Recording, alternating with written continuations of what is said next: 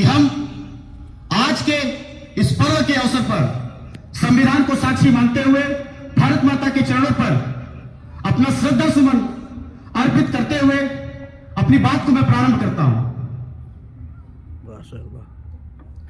प्रिय बच्चों,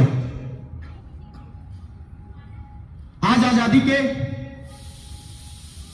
अवसर के पश्चात जब देश का वो संविधान बनकर तैयार हुआ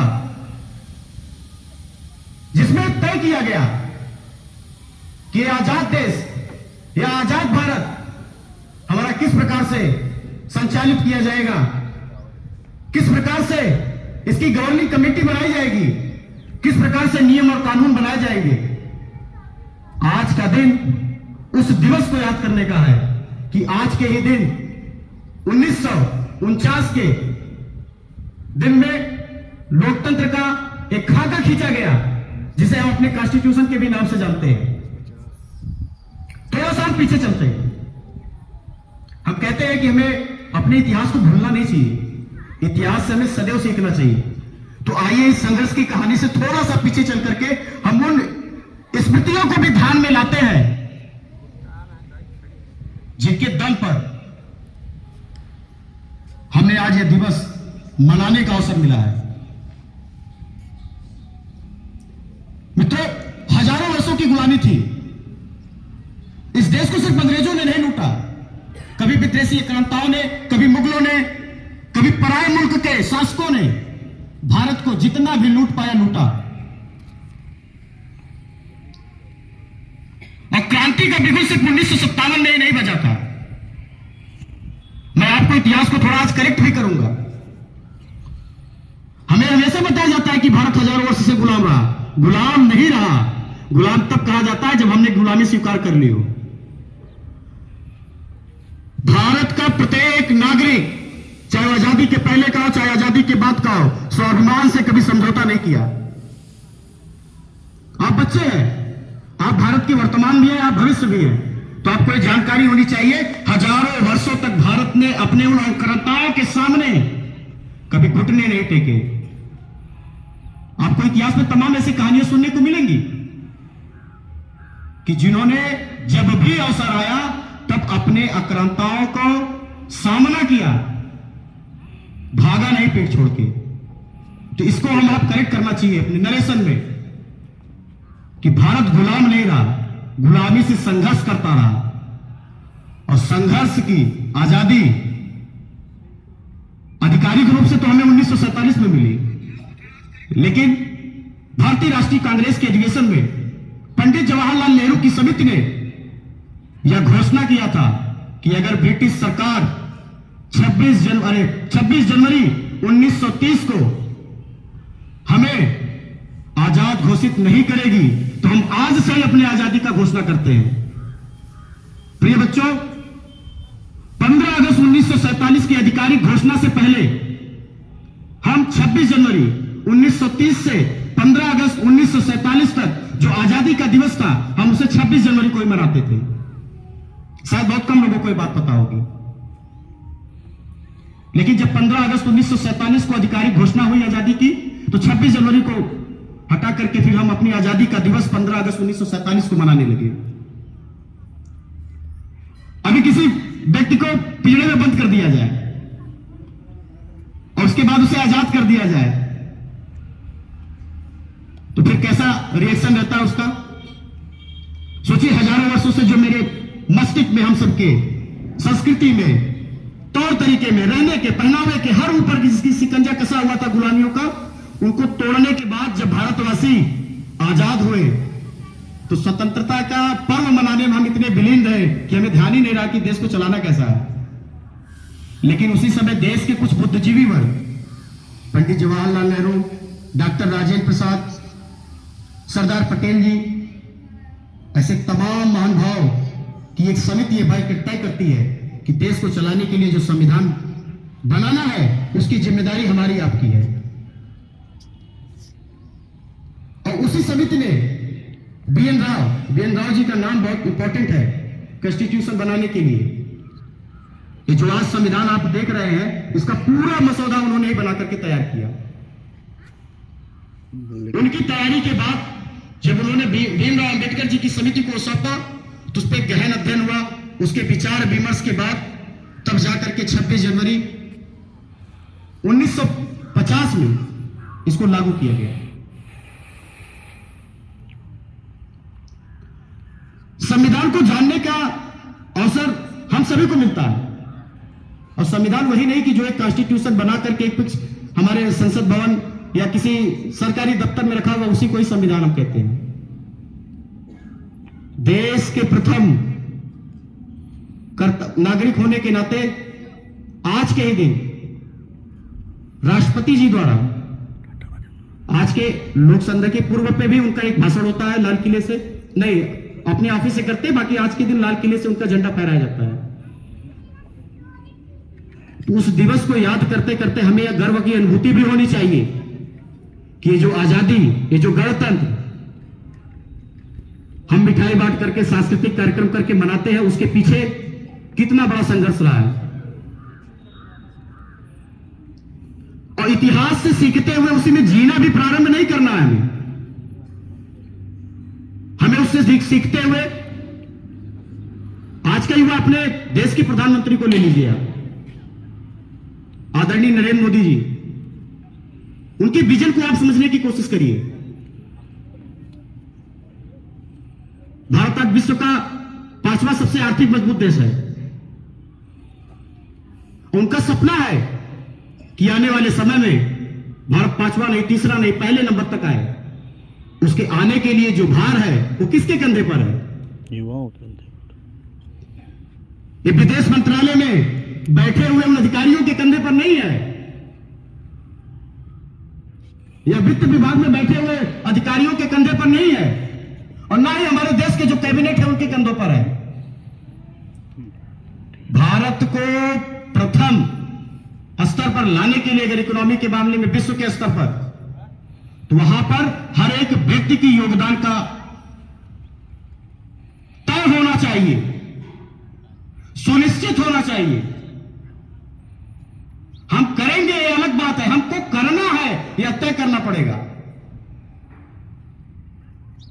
आपसे ही बीच से निकल करके कोई आईएएस बनेगा, कोई पीसीएस बनेगा, कोई जननेता भी बनेगा, तो आज के दिन ही हम सबको यह प्रण लेना चाहिए। आज तो संवैधानिक कार्यक्रम है, राष्ट्रीय पर्व है हमारा, तो हमें आज यह संकल्प नहीं लेना पड़ेगा कि जिस दिन इस देश के लिए हमें कुछ भी करने का अवसर मिलता है, तो हम संविधान को साक्षी मान करके भारत माता को स्मरण करते हुए या शपथ ले कि हम अपना 100% योगदान वहां पर देंगे। और देश के लिए जब कुछ करने की बात आए तो हमारा कदम अपने आस, अपने पास के पड़ोस से एक कदम और आगे बढ़ना चाहिए। जहां कम वहां हम, ऐसे संकल्प के साथ जब हम आगे बढ़ेंगे, वह दिन दूर नहीं बच्चों, जब आप के नेतृत्व में भारत विश्व स्तर पर सबसे मजबूत आर्थिक देश बनेगा।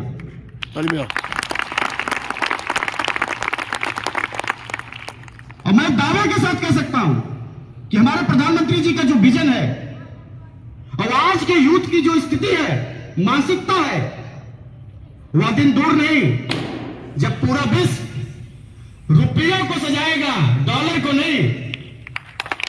और इसका कंधा कोई और बाहर से बनाने के लिए नहीं आएगा, हमारा आपका ही कंधा लगेगा। तो इसके लिए करना क्या पड़ेगा? मन में आता है ना, जोशीले भाषण सुनने के बाद एक प्रश्न मन में उठता है। जब कभी मैं भी वहां रहता तो मेरे मन में भी प्रश्न आता था, सर कब करेंगे, कैसे करेंगे? प्रिय बच्चों, जरूरी नहीं है देश के लिए बॉर्डर पे जाकर के लड़िए तभी आप देशभक्त कहलाएंगे। आप जिस क्षेत्र में रहे, आप विद्यार्थी हैं, आप शिक्षक हैं, आप दुकानदार हैं, आप किसी भी पैसे पर हो, आप जब उस स्थान पर बैठे तो आप एक तय करें कि मेरा या मेरे द्वारा किए गया कोई भी काम हमारे देश के विपरीत तो नहीं जा रहा है। कभी कभी क्या होता है, जब हम अनिकता कार्य करते हैं तो हम कहते हैं चलो एक के करने से थोड़े कुछ होता है। अगर खूब मजबूत जंजीर बनाई जाए, आप विद्यार्थी हैं, आपको बहकाया नहीं जा सकता,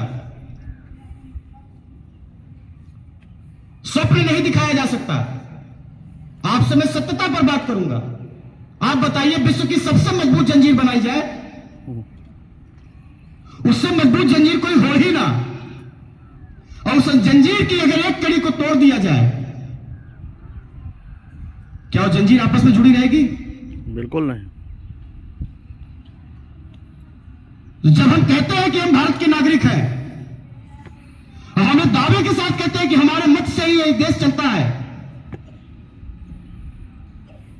हमारे संविधान में be the people of India लिखा गया है, आई का कहीं भी वर्णन नहीं है, तो be the people of India के शब्द से निकल करके आता है कि भारत के संविधान में भी अगर कोई सबसे अव्वल है तो वहां की जनता है, यहां का नागरिक है। तो सोचिए, जब देश को आजाद कराने वाला वह व्यक्ति और संविधान बनाने वाली वो संविधान समिति जब अपने आप को आगे नहीं किया, वो चाहते तो लिख सकते थे कि भीमराव अंबेडकर, सरदार पटेल, महात्मा गांधी, किसी का भी नाम लिख सकते थे कि हमारे सहयोग से देश का संविधान बन रहा है, लेकिन उन्होंने नहीं लिखा। उन्होंने पहली line he be the people of India से शुरू किया।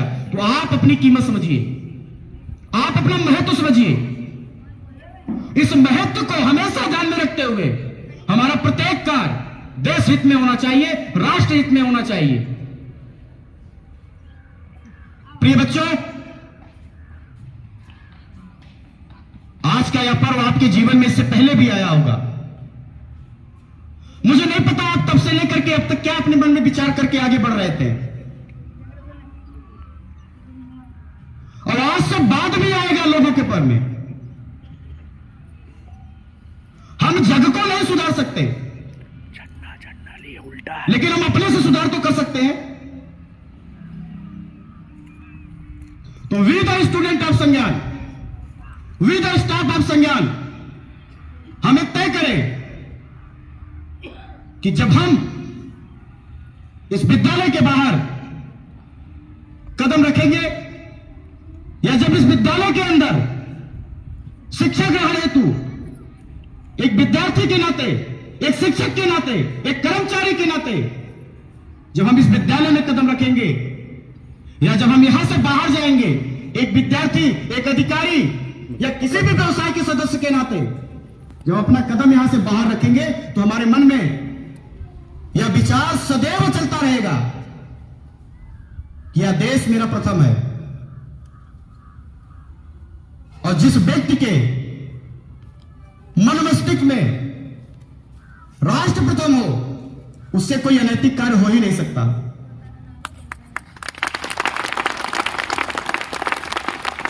आप एक छोटा सा एग्जांपल लीजिए। आप क्या अपने घर में अनावश्यक कोई तोड़फोड़ करते हैं क्या? कि बैठे हैं तो एक ईंट तोड़ दिया बैठ के, ऐसा कभी किया है क्या?